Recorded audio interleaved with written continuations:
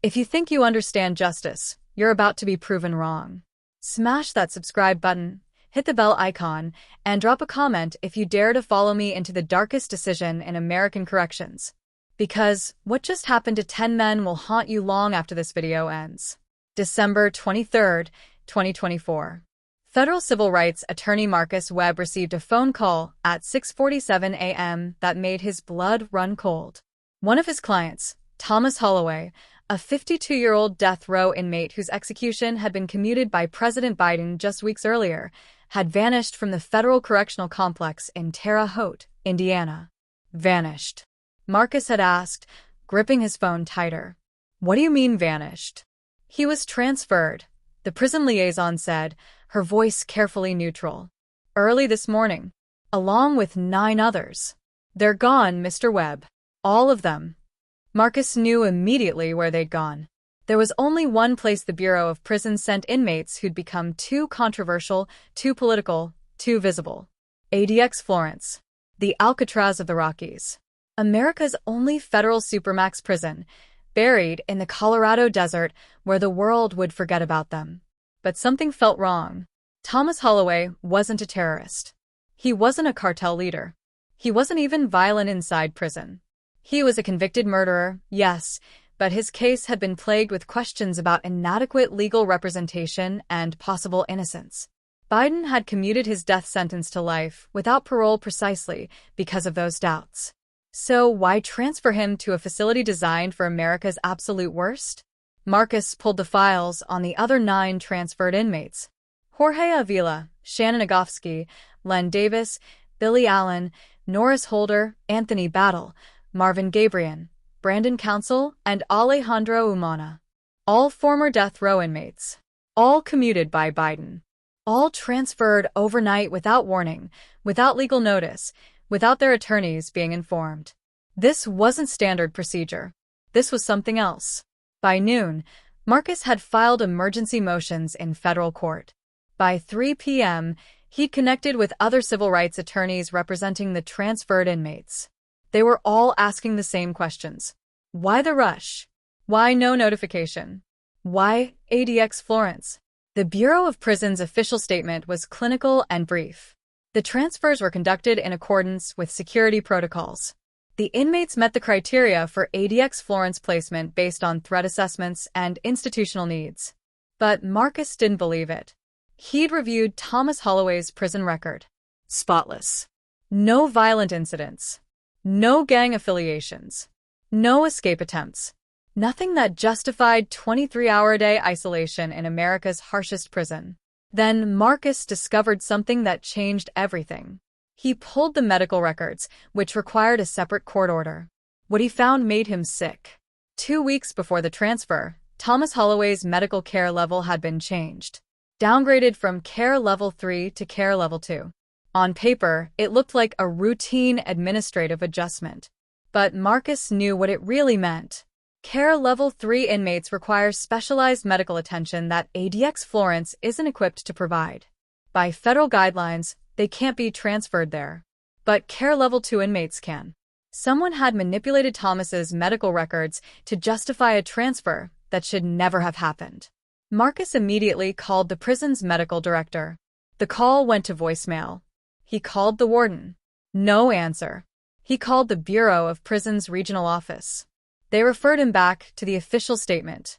He was being stonewalled. That night, Marcus drove to his office and pulled every file, every document, every piece of correspondence related to Thomas Holloway's case. There had to be something he'd missed. Some reason why the government wanted these 10 men buried in the Colorado desert where no one could see them, hear them, or remember them. At 2:37 a.m., he found it. Buried in discovery documents from Thomas's original trial was a witness statement that had never been introduced in court. A prison guard from Terre Haute who'd claimed, months before the transfer, that he'd overheard officials discussing the need to disappear the Biden commutation cases before the new administration took office. The guard's name was Daniel Reeves. Marcus searched for him in the Bureau of Prisons database. Daniel Reeves had been terminated 3 months ago. Reason: unauthorized disclosure of confidential information. Marcus's hands shook as he read the termination report. Reeves had tried to blow the whistle. He tried to warn someone that powerful people inside the Justice Department were planning to circumvent federal guidelines and send the commuted death row inmates to ADX Florence, regardless of whether they met the security criteria. And he'd been silenced for it. Marcus grabbed his phone and tried calling Daniel Reeves. The number was disconnected. He searched for an address. Nothing current. The man had vanished as completely as the 10 inmates. As dawn broke over Washington, D.C., Marcus sat in his office staring at the evidence spread across his desk. This wasn't just about prison transfers. This was about politics. About the incoming Trump administration making a statement. About punishing men whose death sentences Biden had commuted by sending them somewhere arguably worse than death. Marcus was about to call a press conference when his office door opened. 2 men in dark suits stood in the doorway. FBI badges gleamed in the early morning light. Marcus Webb, the taller one, asked, "We need to talk about your client Thomas Holloway. And we need to talk about Daniel Reeves." Marcus's throat went dry. What about them? The agent's expression was unreadable. Because 24 hours ago, Daniel Reeves tried to enter ADX Florence claiming he had evidence of federal crimes. Security stopped him at the perimeter. When they searched his vehicle, they found detailed plans of the facility, guard schedules, and something else. "What?" Marcus whispered. "A letter. Addressed to you. And in that letter, he claims that Thomas Holloway and the other 9 inmates aren't just being punished.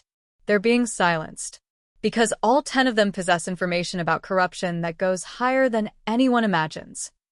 The agent stepped closer, his voice dropping to barely a whisper. "Mr. Webb, we think someone inside the Justice Department orchestrated these transfers specifically to bury evidence. And now Daniel Reeves is missing. We found his car abandoned 15 miles from ADX Florence. Empty. No signs of struggle. Just gone." Marcus felt the room spinning. What kind of evidence are we talking about? The agent's eyes were cold. The kind that destroys careers. The kind that topples administrations. The kind worth killing for. And in that moment, Marcus realized that 10 men hadn't just been transferred to America's toughest prison. They'd been sent there to die quietly, forgotten, with secrets that could never be allowed to surface. But Daniel Reeves had tried to stop it. And now he'd disappeared. The question was simple and terrifying. How many people were willing to kill to keep those secrets buried forever? Marcus stared at the FBI agents, his mind racing through impossible scenarios. "You're telling me that 10 death row inmates, men whose sentences were commuted by the President of the United States, are sitting in ADX Florence right now with information dangerous enough to make people disappear?" The taller agent, who'd introduced himself as Special Agent David Chen, nodded slowly.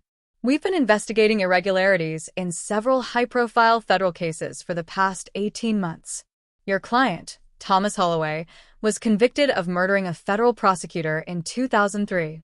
What wasn't made public was that the prosecutor he allegedly killed was investigating corruption within the DEA." Marcus felt his pulse quicken. Thomas always maintained his innocence. He said he was framed. He was, Agent Chen said flatly. "We have evidence that suggests the real killer was a DEA agent named Robert Crohn, who was being investigated by the murdered prosecutor. Crohn died in a car accident in 2019, but before he died, he made a deathbed confession to a priest. That confession recently came to light. The second agent, a woman named Sarah Park, pulled out a tablet and showed Marcus a scanned document. This is a copy of that confession. Crohn admitted to killing the prosecutor and framing Thomas Holloway. He also claimed he was ordered to do it by his superiors, people who are still in positions of power today." Marcus read the document, his hands trembling. 20 years. Thomas Holloway had spent 20 years on death row for a murder he didn't commit. Why wasn't this brought forward during the commutation process? Because it only surfaced 3 weeks ago, Agent Park said, right after Biden commuted the sentences. "We believe someone inside the Justice Department learned about this confession and panicked. If Thomas Holloway is exonerated, it opens the door to a massive investigation into the DEA corruption case. Careers would be destroyed. Criminal charges would follow. So they buried him at ADX Florence, Marcus said, the pieces clicking together. Where he can't talk to journalists, can't give interviews, can't fight for his exoneration. Agent Chen's expression was grim. It gets worse. We've reviewed the cases of all 10 transferred inmates. Every single one has connections to federal investigations that were either dropped, sealed, or resulted in controversial convictions. Jorge Avila witnessed a massacre ordered by a cartel that had FBI informants embedded in it. Shannon Agofsky's case involved evidence that was later found to be falsified by a forensics lab that's now under investigation. Len Davis was a corrupt cop, but he claimed at trial that he could expose dozens of other officers who are worse. They're all witnesses, Marcus breathed. Or they have knowledge that threatens powerful people. Exactly, Agent Park confirmed. And now they're locked in cells where they'll spend 23 hours a day in isolation, with limited communication, under conditions that, according to some experts, constitute torture. Even if they wanted to come forward, who would listen? Who would believe them? Marcus stood and paced his office. What about Daniel Reeves? Where does he fit into this? Agent Chen's face darkened. Reeves was a prison guard at Terre Haute for 12 years. 6 months ago, he started noticing unusual activity around the death row wing. Meetings between high-level Justice Department officials and certain inmates. Confiscated mail that was never logged. Medical records being altered. He started documenting everything. And when he tried to report it, he was fired, Marcus said. Worse, Agent Park interjected. 3 days after his termination, someone broke into his apartment. Nothing was stolen, but his computer was taken. All his backup files gone. His phone records show he tried calling the Inspector General's office, the FBI, even congressional oversight committees. No one would listen. So, he tried to get to the inmates himself, Marcus concluded. He drove to ADX Florence to deliver evidence directly to them or to someone who could help. Agent Chen nodded. His vehicle was found abandoned on a service road 15 miles from the prison. No blood, no signs of struggle, but his cell phone was smashed. Deliberately destroyed. And here's what keeps me up at night. The security footage from the gas station where he stopped for fuel shows a dark SUV following him. Government plates. The implication hung in the air like poison. Someone had intercepted Daniel Reeves before he could reach ADX Florence. Someone who wanted him and his evidence permanently gone. Marcus sank into his chair. If what you're saying is true, this is bigger than just wrongful convictions. This is a conspiracy to silence witnesses and bury evidence at the highest levels of the Justice Department. Which is why we need your help, Agent Park said. You have attorney-client privilege with Thomas Holloway. You can request an emergency visit to ADX Florence. We can't, not without tipping off whoever's behind this. But you can get inside, talk to him, find out what he knows. ADX Florence doesn't just grant visits, Marcus countered. Especially not to inmates who were just transferred. The paperwork alone takes weeks. Agent Chen smiled grimly. We've already expedited it. You have a visit approved for tomorrow morning. But Marcus, you need to understand something. If we're right about this, the people behind these transfers are desperate. They've already made 10 men disappear into the most secure prison in America. They've likely killed or kidnapped Daniel Reeves. They won't hesitate to come after you if they think you're getting too close. Marcus thought about Thomas Holloway, a man who'd spent 2 decades waiting to die for a crime he didn't commit. A man who'd been granted mercy only to be thrown into a concrete tomb where mercy didn't exist. I'll do it, Marcus said. When do I leave? Tonight, Agent Park replied. We've booked you on a flight to Denver. A car will take you to Florence in the morning. You'll have exactly 1 hour with Thomas Holloway.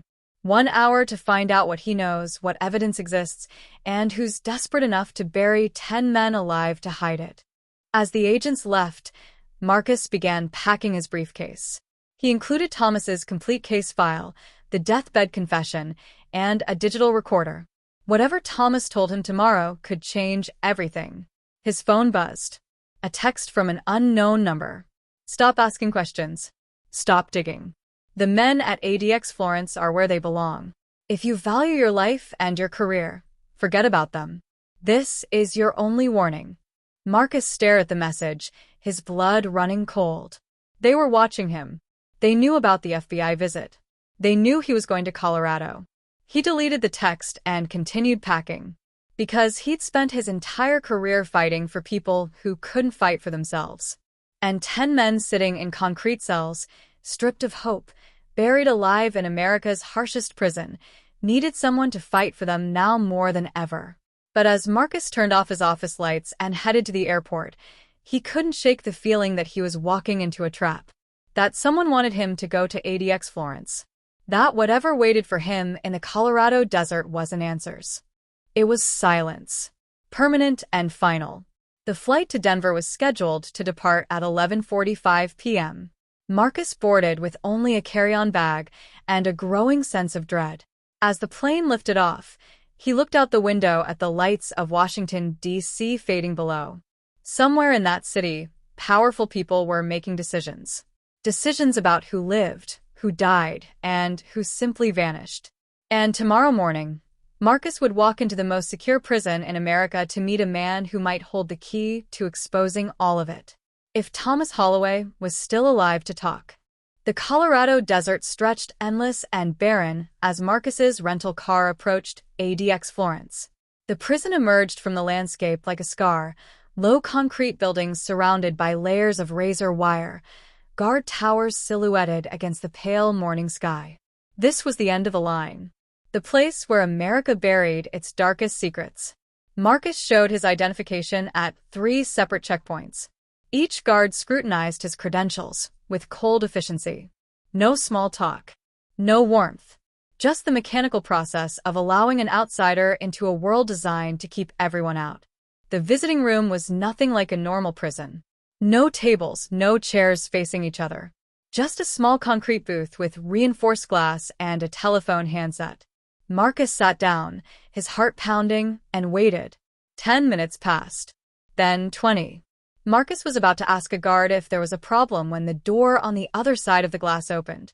Thomas Holloway shuffled in, shackled at the wrists and ankles. He'd aged since Marcus last saw him 3 months ago. His hair was grayer, his face more drawn, but his eyes were alert. Sharp. Almost relieved. Thomas picked up the phone. Marcus did the same. They moved fast, Thomas said without preamble. Faster than I expected. I knew it was coming, but not this soon. Thomas, what's going on? Marcus asked urgently. The FBI thinks you and the other 9 inmates have information that powerful people want buried.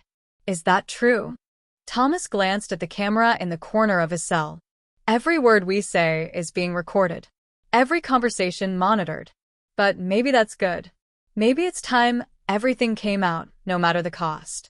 Tell me about the prosecutor you were convicted of killing, Marcus pressed. Tell me about Robert Crane. Thomas leaned closer to the glass. James Morrison, the prosecutor, he wasn't just investigating DEA corruption. He'd uncovered something bigger. A network of federal agents, prosecutors, and judges who were protecting cartel operations in exchange for information and money. Morrison had evidence, recordings, financial records. He was going to expose everyone. And Crane killed him to stop that, Marcus said. Crane was the triggerman, but he didn't act alone, Thomas continued. There were at least 5 others involved in the decision. Morrison's murder was meant to send a message, cross us and you die. But Morrison had a contingency plan. Before he died, he gave copies of all his evidence to someone he trusted. Marcus felt his stomach drop. Who? Me, Thomas said quietly. We'd been working together. I was an informant, Marcus. I'd infiltrated a trafficking organization for the DEA, but when I realized the agency itself was corrupt, I started feeding information to Morrison instead. The night he died, he'd given me a flash drive with everything, names, dates, transactions, recordings. He told me if anything happened to him, I should get the evidence to the FBI. But you were arrested before you could, Marcus realized. Thomas nodded bitterly. They framed me within 48 hours. Planted evidence in my apartment, coerced witnesses, falsified forensics. I went from informant to murderer overnight. And the flash drive disappeared. I'd hidden it somewhere safe, but I was arrested so fast I couldn't retrieve it. Where is it now? Marcus asked. Still hidden, Thomas said. In a safety deposit box in Philadelphia registered under a false name. I've kept that secret for 20 years because I knew the moment I revealed it, I'd be killed. But now, sitting here in this place, I realize I'm already dead. They've just buried me alive instead of executing me. Marcus's mind raced. The other 9 inmates, do they all have similar stories? Every single one, Thomas confirmed. Jorge Avila witnessed FBI agents participating in a cartel massacre and survived to testify, except his testimony was sealed and he was convicted on unrelated charges to discredit him. Shannon Agofsky's case involved a forensics lab that was falsifying evidence in dozens of federal prosecutions. Len Davis could name corrupt cops who are now police chiefs and federal marshals. We're not inmates, Marcus. We're loose ends. And someone very powerful has decided to tie us all off. Who? Marcus demanded. Who ordered these transfers? Thomas glanced at the camera again, then back at Marcus. The order came from inside the Justice Department. High level. Someone with the authority to bypass Bureau of Prisons protocols and expedite transfers without review. Someone who knew Biden's commutations were coming and had a plan ready to neutralize us before we could become problems for the new administration. Marcus felt sick. Do you have a name? I have suspicions, Thomas said carefully. But without the evidence on that flash drive, it's just the word of a convicted murderer against some of the most powerful people in the federal government. That's why Daniel Reeves tried to reach me. He'd figured out what was happening and wanted to help retrieve the evidence before it was too late. Reeves is missing, Marcus said. The FBI thinks he was intercepted before he reached the prison. Thomas closed his eyes briefly, pain flashing across his face. Then they're cleaning house. Anyone who knows too much, anyone who might talk, they're removing them. Marcus, you need to leave. Right now. Forget about me. Forget about the flash drive, and get as far away from this as possible. I'm not leaving you here, Marcus said firmly. We're going to get that evidence and expose everyone involved. You don't understand, Thomas said, his voice urgent. The people behind this, they don't just destroy careers. They destroy lives. Look at what they did to me. 20 years on death row for a murder I didn't commit. Look at the other 9 men here. Look at Daniel Reeves. They make people disappear, Marcus. And now that you're involved, you're on their list. Before Marcus could respond, a guard appeared behind Thomas. Time's up. Wait, Marcus said. Thomas, where exactly is the safety deposit box? Thomas was being pulled away from the phone, but he mouthed words silently through the glass. Marcus read his lips carefully. 3rd Federal Bank. Philadelphia. Chestnut Street. Box registered to David Morrison. The password is justice delayed. Then Thomas was gone, dragged back through the steel door that slammed shut with terrible finality. Marcus sat alone in the booth, his recorder still running, his hand shaking. He had the location of evidence that could expose decades of federal corruption. Evidence that powerful people had killed to protect. Evidence that had cost Thomas Holloway 20 years of his life. As Marcus left ADX Florence and drove back toward Denver, he made a decision. He would fly to Philadelphia. He would retrieve that flash drive. And he would make sure the world knew what had been done to 10 innocent men buried alive in America's toughest prison. But 40 miles from the airport, a dark SUV appeared in his rearview mirror. The same make and model that had followed Daniel Reeves. Marcus's blood turned to ice.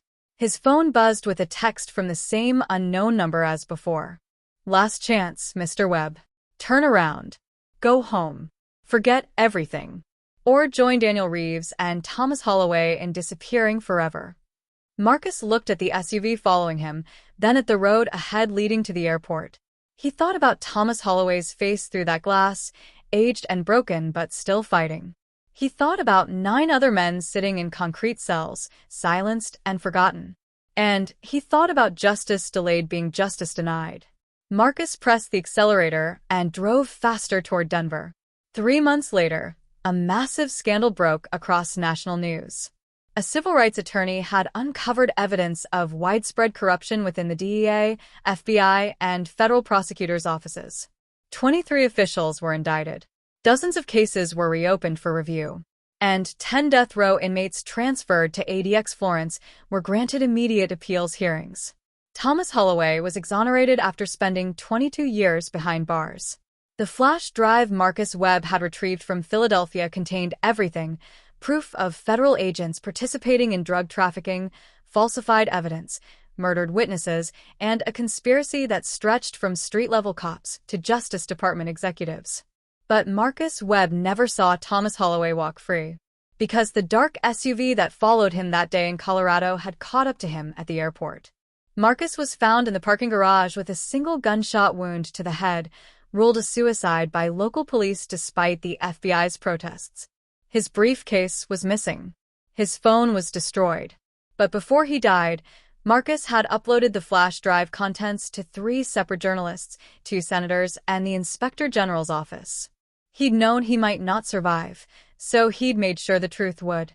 Thomas Holloway stood outside ADX Florence on the day of his release, blinking in the Colorado sunlight. Reporters shouted questions. Cameras flashed. But Thomas only had one statement. Marcus Webb gave his life, so 10 innocent men could have theirs back. He's the real hero of this story. And to anyone watching who thinks they can bury the truth, Marcus proved you wrong. Justice delayed is justice denied, but justice determined is justice delivered, no matter the cost. As Thomas walked away from the prison that had been his tomb, he carried with him the weight of 22 stolen years and the memory of the attorney who'd sacrificed everything to set him free. The Alcatraz of the Rockies still stood, still housed America's most dangerous criminals. But 10 men had walked out, freed by evidence that powerful people had tried desperately to hide. And somewhere, in an unmarked grave or a forgotten corner of a federal cover-up, Daniel Reeves and Marcus Webb rested, knowing they'd succeeded. The truth had come out, and it had changed everything. If you made it to the end of the story, you understand that justice isn't just about laws and courtrooms. It's about people willing to fight, to sacrifice, to refuse to look away when powerful forces try to bury the truth. Hit subscribe, because the next story might be even more shocking. And in a world where secrets kill, staying informed might just save your life.